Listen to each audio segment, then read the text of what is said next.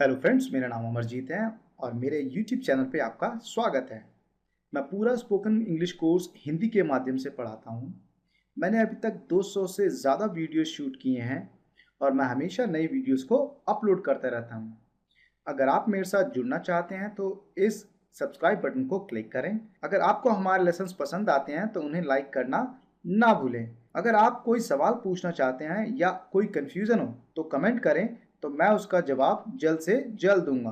हमारी वीडियोस अपने दोस्तों के साथ शेयर करें ताकि अंग्रेजी का माहौल बनाया जा सके। उन्हें अंग्रेजी सीखने के लिए एनकरेज करें। और अब हम चलते हैं अपने लेसन की ओर। Hi guys, welcome to Alpha Beta. My name is Amar और हम देख रहे हैं लेसन इम्पेरेटिव और समझने वाले हैं कि इसका इस्तेमाल कैसे होगा। अगर हम रियल मायने में देखें तो इम्पेरेटिव का इस्तेमाल बहुत ज़्यादा होता है। हम दिन भर काफ़ी ज़्यादा मात्रा में इम्पेरेटिव का इस्तेमाल करते हैं। इम्पेरेटिव होता है क्या है? एक्चुअल में इम्पेरेटिव है जब हम किसी को ऑर्डर देते हैं या किसी से रिक्वेस्ट करते हैं या सजेशन देते हैं या एडवाइस देती किसी को चलते चलते, या आर्मी में होता है कमांड। अब ये होता है कैसे, मैं आता हूँ आपको। लाइक आप घर में गए, आप घर में बैठते हैं और अपनी सिस्टर को बोलते हैं, दीदी प्लीज़ पंखा चला दो, दीदी टीवी चला दो। फिर आप कहते हो नहीं टीवी रहने दो, टीवी बंद कर दो, टीवी बंद कर दो। यहाँ पर आप कर क्या रहे हो? पंखा चला दो, ये आपने ऑर्डर दिया। अगर दीदी छोटी है तो आप ऑर्डर दोगे, बड़ी है तो रिक्वेस्ट करोगे, right? That's up to you कि how you are going to speak. फिर आपने कहा पंखा चला दो, टीवी चला दो, टीवी बंद कर दो, पंखा बंद कर दो। ये आप क्या कह रहे हो? आप या तो ऑर्डर दे रहे हो या रिक्वेस्ट कर रहे हो। और जाहिर सी बात है, हमेशा आप ऑर्डर, रिक्वेस्ट या सजेशन सामने वाले को देते हो, राइट? सो अभी तक हमने पढ़ा है कि हमेशा हमारा सेंटेंस किसी सब्जेक्ट से शुरू होगा। बट हाँ, यहाँ पर भी सब्जेक्ट होगा, बट हम उसे लिखेंगे नहीं क्योंकि वो ऑब्वियसली हमारे सामने है और हम उसी से बात कर रहे हैं। जैसे मैं आपसे कहता हूँ अंग्रेजी बोलना शुरू करो, अंग्रेजी बोलना शुरू करो। अब मैं जाहिर सी बात है किसी और से बात नहीं कर रहा, मैं आपसे डायरेक्टली बात कर रहा हूँ। तो हमेशा इंपेरेटिव के अंदर हम सामने वाले से बात करते हैं। तो जब हम सामने वाले से बात कर रहे हैं तो उसको हम लिखते नहीं हैं। पहला सेंटेंस कहता है इधर आओ। जाहिर सी बात है, अगर मेरे सामने कोई खड़ा हुआ है तो मैं उसको बोलूंगा इधर आओ। मैं उसकी तरफ देखूंगा और बोलूंगा इधर आओ। तो अब एक चीज बहुत क्लियर है कि मुझे यू लिखने की जरूरत नहीं है क्योंकि वो मेरे सामने ही है, मैं उसकी तरफ देख रहा हूँ और मैं उसे बुला रहा हूँ। अब एक सिचुएशन समझते हैं। लेट सपोज मैं ये कहूँ कि किसी को बोल रहा हूँ मैं इधर आओ। अगर वो इधर खड़ा है तो क्या मैं उसे ऐसे बोलूंगा इधर आओ? नहीं, मैं उसकी तरफ देखूंगा फिर बोलूंगा इधर आओ। तो ये एक फैक्ट है कि इंपेरेटिव के अंदर हमेशा जिससे बात करनी होती है या तो हम उसकी तरफ देखते हैं या फिर हम बॉडी लैंग्वेज का इस्तेमाल करते हैं। अब देखो यहाँ पर पहला सेंटेंस कहता है इधर आओ। जैसे मैं आपको कहता हूँ इधर आओ, तो मैंने आपकी तरफ देखा और फिर मैंने आपको इशारा किया उधर जाओ। अब लेट सपोज आप मेरे पास आ गए, फिर मैं कहता हूँ उधर जाओ, उधर जाओ। अब मैंने देखो आपकी तरफ देखा और फिर मैंने आपको बॉडी लैंग्वेज से इशारा किया उधर जाओ। सो क्लियरली कांटेक्ट होता है, हम यू इसीलिए नहीं लिखते इधर आओ। अब यहां पर एक्चुअल में बोलना क्या है हमें? You come here. बट जाहिर सी बात है हम सामने वाले से बात कर रहे हैं, राइट? सामने ही हमारे, तो हम इसको हटा देंगे, राइट? ना उधर जाओ, उधर जाओ। अब फिर से मैं किसी को ऑर्डर दे रहा हूं गो देयर, लेकिन मैं क्या किसे रहा हूं? तुम उधर जाओ। तुम लिखना जरूर नहीं है क्योंकि हम हिंदी में भी नहीं बोल रहे तो इंग्लिश में भी नहीं लिखेंगे। उसे बुलाओ, कॉल हिम। बट एक्चुअल में हिंदी में हमने क्या बोला है? तुम उसे बुलाओ, यू कॉल हिम। तो अब यू से बात कर रहे हैं तो हम यू नहीं लिख रहे हैं। सिंपल सी बात, मैं बार बार ये क्यों बता रहा हूं कि हम यू नहीं लिखेंगे, क्योंकि ज्यादातर कंफ्यूजन यहीं पर ही होती है।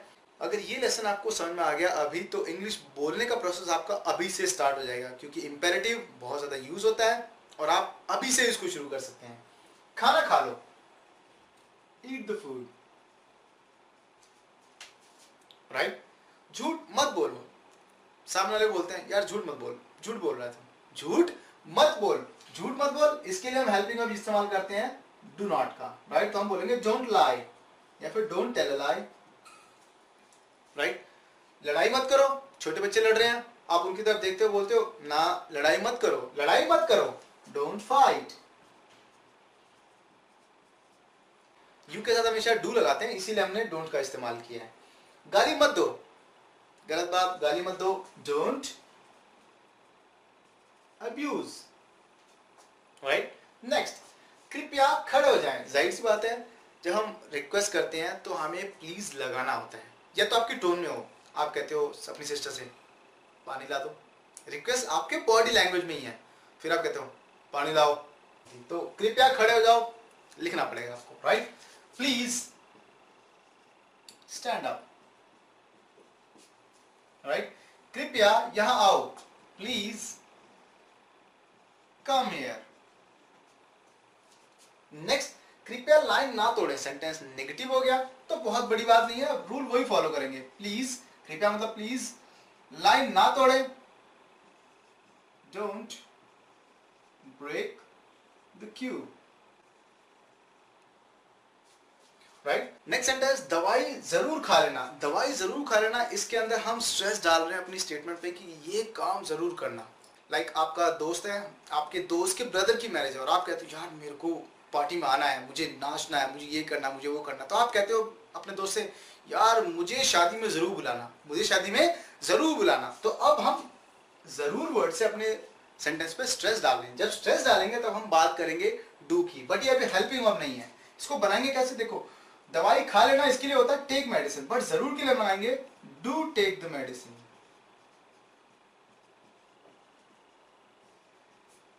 राइट। ये क्वेश्चन नहीं है, इसमें हम स्ट्रेस डालने के लिए सिर्फ डू लगा रहे हैं। खाना जरूर खाना, डू ईट द फूड,